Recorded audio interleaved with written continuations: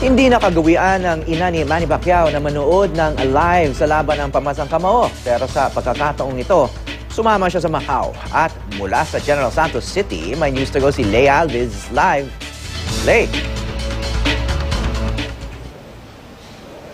Howie, isang hero's welcome yung sumalubong kay Pambansang Kamao Manny Pacquiao dito sa General Santos City kahapon.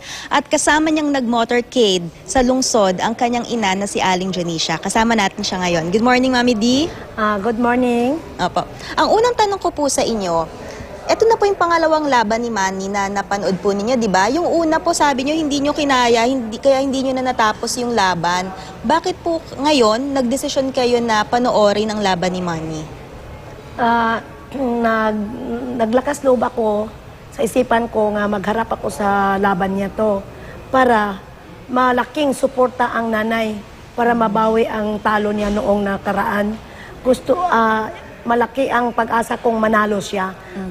Kasi andyan ako sa harap niya, nagdasal. Dasal ako, malaking suporta ang pagdasal ko para sa kanya. Yan ang nakapanalo sa kanya. So, nung pinapanood niyo po siya nung isang araw po, hindi na kayo masyadong ninenervyos ba? Wala. Kumpiyansa ako. Malaking kumpiyansa ko sa anak ko kaya alam ko nga manalo siya. Okay. Mami D, may tanong po sa inyo. Si Howie at Cara, nasa studio po sila sa Manila. Howie, Cara? Cara. Okay. Mami D, hello po. Maraming salamat sa pagpapaunlak ninyo sa amin dito sa News to Go. Bakit po kayo confident na mananalo si Manny Pacquiao ngayon? Kumpara po nung dati po kayong pumunta doon sa Amerika para manood ng kanyang fight, kabadong-kabado kayo. Bakit po ngayon iba po yung confidence ninyo, ma'am? Iba sa noon at sa ngayon kasi para mabawi natin ang di ba natalo. Sunod-sunod talo ang anak ko, si Manny. Pero yung laban na to niya, sumama ako para suportahan ko siya sa harap. Nagdasal, live dasal para manalo naman siya ulit. At Mami D, napansin namin, bago yung laban mismo ni Manny Pacquiao, parang nag-pray over pa po ata kayo sa inyong anak. Tama po ba? Oo. Sabi ko, doon na ako sa gym, sa ring nila, malapit. Nagpaalam ako ng mga sabi ko, security, pwede ba magpunta ako sa room ni Manny? Mayroon lang akong gagawin sa kanya. Hawakan kong kamay niya, ipagdasal ko siya, ipanalangin para makamtan niya para mabawi niya ang pagtalo niya, manalo siya ngayon ng laban ito. Okay, Mami D, nung mga nakaraang laban po ni Manny Pacquiao, tapos po ay, yun nga, natalo nga siya. Nagkaroon kayo ng hindi pagkakaunawaan doon sa bago niyang grupo pagdating doon sa relihiyon. Ngayon po ba, at nandyan kayo, nakapag-pray over pa kayo, napansin namin, bago rin yung fight ni Manny, lumuhod siya muli doon sa may isang corner ng ring, tapos nagdasal siya. Ano po ba, nagkasundo na po ba kayo doon sa isang grupo niya pagdating po sa relihiyon, ma'am?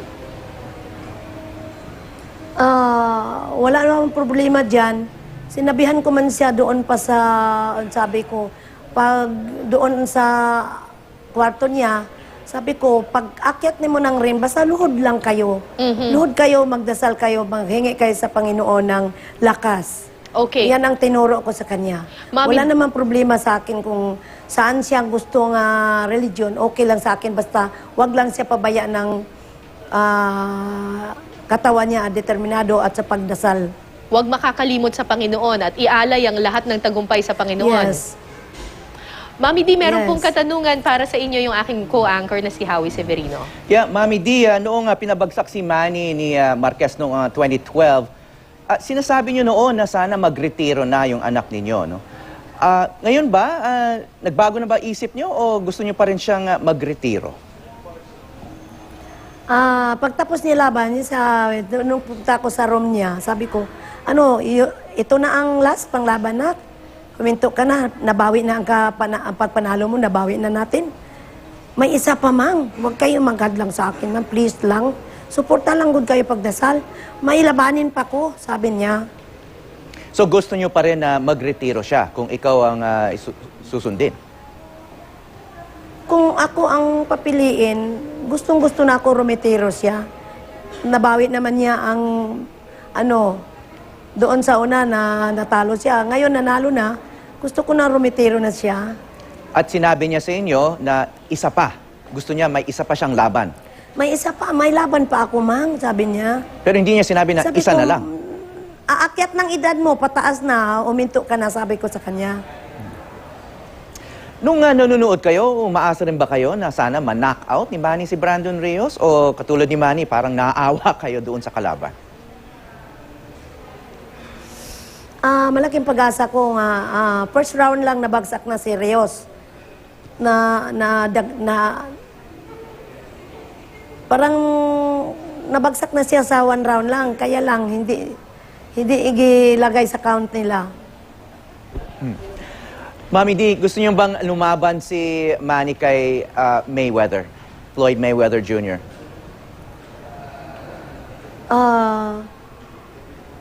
Depende sa coach niya kung sa kanya na at babarom. Siya na kung sino ang makalaban ng anak ko. Basta pantay lang ang bigat. Pantay lang ang bigat, hindi lang malaki kang Manny. So sa tingin niyo, kaya niyo si Mayweather? Kasi maraming eksperto nagsasabi na maaring si Mayweather na yung pinakamalakas na magiging kalaban ni Manny sa kanyang career. Ayun ko lang kay ang anak ko, sa isip ko, sa ring, wala siyang katakutan. Kasi andyan lang siya sa Panginoon, maghahingi na siyang tulong. Sa kanya na kung sino ang ikalaban niya. Akong nanay, susuporta na lang ako sa kanya. Ang pagdasal talaga. Okay. Meron kayong mensahe ngayon para kay Manny? Mensahe ko lang sa kanya, wala naman akong masabi sa anak ko. Andyan naman niya lahat ng kabaitan niya at maunawain, matulungin. Wala na akong masabi. Sabi ko lang sa kanya, alagaan lang niya ang sarili niya, katawan niya. Huwag lang siya palagi magpapuyat. Ang pagdasal natin, hindi naman itagal na magtagal. Kaya ang Panginoon, madali man tayo pakinggan kahit 1 minuto, 2 minuto. Madali naman makinig ang Panginoon sa atin. Kung nakita tayo nga, wala tayo nagpasaway sa Panginoon. Okay, maraming salamat po, Mami D, ina ng ating pambansang kamao na si Manny Pacquiao. At maraming salamat din, Leia Alvis.